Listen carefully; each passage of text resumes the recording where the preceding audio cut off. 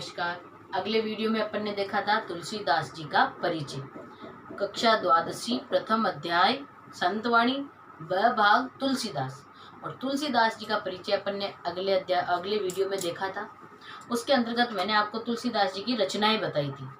रचनाएं अलग अलग थी, अवधी भाषा की अलग थी और ब्रज भाषा की अलग रचनाएं थी। आपने ये नोट किया होगा, ब्रज भाषा की रचनाओं में पीछे जो वर्ड आता है उसमें आपने देखा होगा, पीछे जो लिखा है उसमें आपने नोट किया होगा, ये लिखा होता है वली। अर्थात ये एक सरल सा तरीका है, कोई इसको वो नहीं है। आपको ये ध्यान रखना है जिसके पीछे वली लगा हुआ है वो किस भाषा की रचना है, अपने ब्रज भाषा की। जैसे मैं आपको कुछ नाम बताती हूँ, दोहावली, गीतावली, कृष्ण गीतावली, विनयावली, सब में वली लगा हुआ है। तो आज हम दोहावली से कुछ तुलसीदास जी के जो दोहे लिए गए उनके विषय में अधिक चर्चा करेंगे। तो पहला दोहा कुछ इस प्रकार है। काम क्रोध मद लोभ रथ गृहासक्त दुख रूप ते किमी जानहि रघुपति ते किमी जानहि रघुपति मूढ़ भरे बहुपूप। अर्थात तुलसीदास जी का यह दोहा उनकी दोहावली से अवतरित है, लिया गया है। इसके अंतर्गत तुलसीदास जी ऐसे व्यक्तियों का वर्णन कर रहे हैं जो काम क्रोध के अंदर या अहंकार में डूबे रहते हैं। अर्थात साधारण शब्दों में किया जाए, जो अपने दुर्गुणों में डूबे हुए रहते हैं। जैसे काम क्रोध मद यानी क्या हो जाएगा, अहंकार। मद यानी हो जाएगा अहंकार। मद लोभ रथ, लोभ का मतलब लालच और रथ का मतलब आपको लेना है डूबे रहने से। अर्थात ऐसा व्यक्ति जो काम क्रोध अहंकार लालच आदि में डूबा हुआ रहता है, आदि दुर्गुणों में डूबा हुआ रहता है। गृहासक्त दुख रूप, या गृहासक्त का आपको अर्थ लेना है पत्नी सुख से या पत्नी के प्रति आसक्त रहता है। ऐसा व्यक्ति संसार में दुख को ही प्राप्त करता है। ते किमी जाने रघुपति मूढ़ परे बहुकूप, मूढ़ का मतलब हो जाएगा मूर्ख से, और ऐसे मूर्ख रघुपति की महिमा का, रघुपति का मतलब है राजा राम, अर्थात श्री राम की महिमा का गुणगान किस प्रकार जान पाएगा, और वो इस संसार रूपी कुएं में निरंतर अपनी आत्मा को डोलता फिरेगा, अर्थात उसे ईश्वर की प्राप्ति नहीं होगी। इसमें भवकूप के अंतर्गत आपको लेना है भवकूप, अर्थात तो संसार रूपी सागर, रूपक अलंकार। दूसरा दोहा कुछ इस प्रकार है। कहिबे कहम रसना रची सुनबे कहम किए कान दरबे कहम चित हित परमार्थ ही सुजान। कहने को या बोलने को ईश्वर ने किसकी रचना की है, जीभ की रचना की है। और सुनने को ईश्वर ने किसकी रचना की है, मनुष्य शरीर में कान की। आपने देखा होगा मनुष्य के शरीर में, अपन विज्ञान विषय में पढ़ते हैं, ज्ञानेंद्रिया कितनी होती है, 5 होती है। आँख, नाक, कान, जीभ और त्वचा। इन सारी ज्ञानेंद्रियों का प्रयोग अगर मनुष्य सांसारिक विषयों अर्थात सांसारिक सुख जो भी है उनमें नहीं लगाकर अगर ईश्वर की भक्ति आराधना में लगाए तो उसका मोक्ष संभव है, अर्थात उसका जीवन सफल है। तो उनके लिए बताया गया है।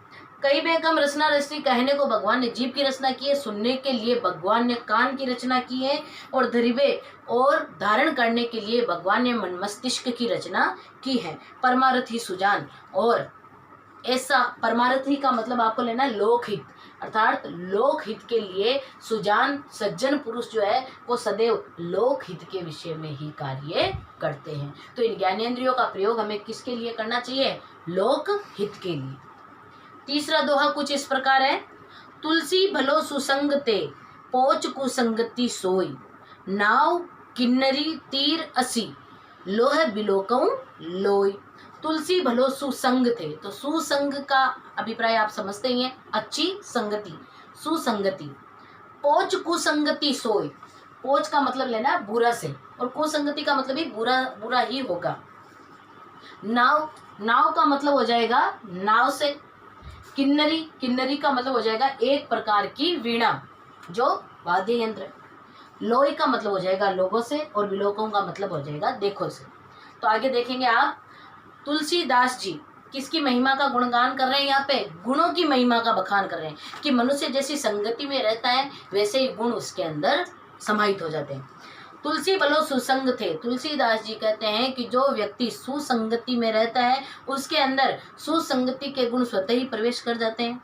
पोच कुसंगति होई, और व्यक्ति अगर कुसंगति यानी कि बुरे लोगों के साथ में रहता है, अपना जीवन व्यतीत करता है, तो उसके अंदर भी वो बुरे गुण ही समाहित हो जाते हैं। ठीक उसी प्रकार जिस प्रकार नाव और किन्नरी और तीर यानी बाण और अस्सी यानी तलवार, ये चारों किसकी बनी हुई है, लोह बिलोकऊ लोही। ये देखो, बिलोकऊ का मतलब आपको लेना है देखने से, बिलोकऊ अर्थात देखो। देखो ये चारों वस्तुएं लोहे की ही बनी होती है, परंतु नाव और किन्नरी तो प्रशंसा का पात्र बनती है, जबकि तलवार और बाण जो रणभूमि में चलाई जाती है जिससे मनुष्य घायल हो जाता है, मृत्यु को भी प्राप्त हो जाता है, इसलिए उनकी प्रशंसा व्यर्थ ही है, अर्थात उनकी प्रशंसा नहीं की जा सकती। अतः हमें अच्छी संगति में रहना चाहिए, तभी समाज हमारी प्रशंसा करेगा। और चौथा दोहा कुछ इस प्रकार है, जैसे तीसरे दोहे के अंतर्गत तो तुलसीदास जी ने गुणों का बखान किया। चौथा दोहा, राम कृपा तुलसी सुलभ, राम कृपा तुलसी सुलभ, गंग सुसंग समान, जो जल परे जो जन मिले, कीजे आपू समान।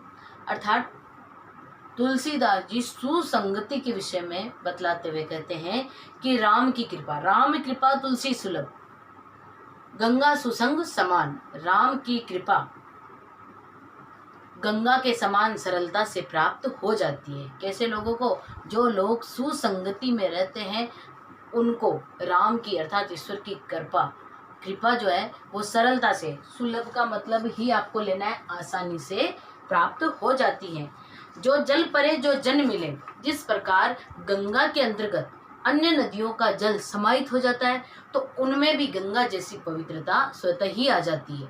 तो ठीक उसी प्रकार जो भक्ति रस में डूब जाए तो उनका स्वभाव भी गंगा की तरह स्वतः ही पवित्र हो जाता है। अतः तुलसीदास जी यही कहना चाहते हैं कि हमें सदैव सुसंगति में ही रहना चाहिए और ईश्वर की उपासना करनी चाहिए। तुलसी या संसार में भांति भांति के लोग, तुलसी या संसार में भांति भांति के लोग, सबसे हिलमिल चालिए नदी नाव संयोग। ये तो आपने सुना ही होगा। तुलसीदास जी क्या कहते हैं, सीधा सरल सा है इसका अर्थ, यानी कि एकता या हिलमिल कर एक साथ में रहने का बखान करते हुए तुलसीदास जी कह रहे हैं कि इस संसार सागर में सभी मनुष्यों को एक साथ प्रेम भाव से रहना चाहिए। और इसके लिए इन्होंने एक छोटा सा उदाहरण दिया है, नदी नाव संयोग। नदी नाव आपने देखा होगा, जिस प्रकार नदी के अंदर नाव चलती है, उनका संयोग जो है वो किस प्रकार है। नदी है, नाव नहीं है तो नदी पार करने में हमें कठिनता प्राप्त होगी। नाव है लेकिन पानी नहीं है तो खाली रेत में वो नहीं चलेगी, समतल मैदान में नाव नहीं चलेगी। तो वही है, जैसे इनका संयोग है वैसे ही हमें भी हमारे समाज से, हमारे परिवार से, हमारे घर से तालमेल बनाए हुए रखना चाहिए, अर्थात हिल मिल कर रहना चाहिए। और नदी नाव जो है यहाँ न शब्द की न वर्ण की आवृत्ति हुई है और अनुप्रास अलंकार है। अगला दोहा कुछ इस प्रकार है, तुलसी पावस के समय, तुलसी पावस के समय धरी कोकिलन मौन, अब तो दादुर बोल ही हमें पूछत कौन। अर्थात तुलसीदास जी क्या कहते हैं वो आपको देखना है। पावस के समय, तुलसी पावस के समय, पावस का मतलब आपको लेना है वर्षा ऋतु से। जब वर्षा ऋतु आती है तब क्या होता है, अब तो दादुर वक्ता भय हमें पूछत कौन। तो अब वक्ता कौन है, बोलने वाले कौन आ गए। वर्षा ऋतु में कौन बोलते हैं ज्यादा, मेंढक। आपने सुना होगा, बारिश की कुछ बूंदे या थोड़ा सा मौसम होते ही मेंढक सोते ही हमें नजर आ जाते हैं, वो टर टर करने लग जाते हैं। तो यहाँ पे कोकिलन शब्द का आपको अर्थ लेना है कोयल से। पुनः सुनेंगे एक बार, तुलसी पावस के समय धरी कोकिलन मौन। धरी का मतलब है धारण करना। तुलसीदास जी कहते हैं वर्षा ऋतु के आगमन पर कोयल मौन होना ही पसंद करती है, क्योंकि वर्षा ऋतु के आगमन पर मेंढक टर करने लग जाते हैं। अर्थात इसका बखान क्या किया गया है, ये बताया गया है कि जहाँ पे सभ्य लोग बैठे हुए होते हैं, सभ्य लोगों की सभा में अगर कोई असभ्य व्यक्ति अपना ही बखान करे, गुणगान करे, तो वहाँ पे सभ्य लोग चुप रहना ही पसंद करते हैं, क्योंकि वो चुप रहकर सरलता से श्रेष्ठता को प्राप्त कर सकते हैं। बल्कि मेंढक के बातें टर करने से उनको श्रेष्ठता की प्राप्ति नहीं हो सकती। तो आपने देखा क्या करना है, क्या बताया गया तुलसीदास जी ने, यह बताया है कि जहाँ पे अवगुणी व्यक्ति बोले, अवगुणी व्यक्ति की तुलना की है इन्होंने मेंढक से, अवगुणी व्यक्ति की तुलना मेंढक से, और गुणी व्यक्ति की तुलना इन्होंने की है कोयल से। तो वही है, गुणी व्यक्ति या सज्जन व्यक्ति जो है वो असभ्य लोगों के ज़्यादा मुंह नहीं लगते, अर्थात असभ्य जहाँ बोलते हैं वो स्वतः ही चुप हो जाते हैं। अगला दोहा कुछ इस प्रकार है, तुलसी असमय के सखा, धीरज धर्म विवेक, साहित्य साहस सत्यव्रत, राम भरोसो एक। अर्थात इस दोहे के अंतर्गत सारे दोहे इनकी दोहावली से लिए गए हैं, सभी में ब्रज भाषा का प्रयोग किया गया है, और ये अंतिम दोहा है। और इसके अंतर्गत भी तुलसीदास जी ने किसका गुणगान किया है, परमात्मा पर भरोसा करना चाहिए। तो क्या बताया, तुलसी असमय के सखा, असमय का मतलब आपको क्या लेना है, बुरे समय, सखा का मतलब मित्र, बुरे समय में हमारा मित्र अगर कोई है तो कौन होगा, वो होगा धीरज, हमारे मन का धैर्य, हमारा धर्म और हमारा विवेक। विवेक का मतलब आपको लेना है कर्तव्य का ज्ञान, अर्थात वही है हमारे अंतर्गत जो ज्ञान है, जो धैर्य है, वही हमारे परम मित्र होंगे।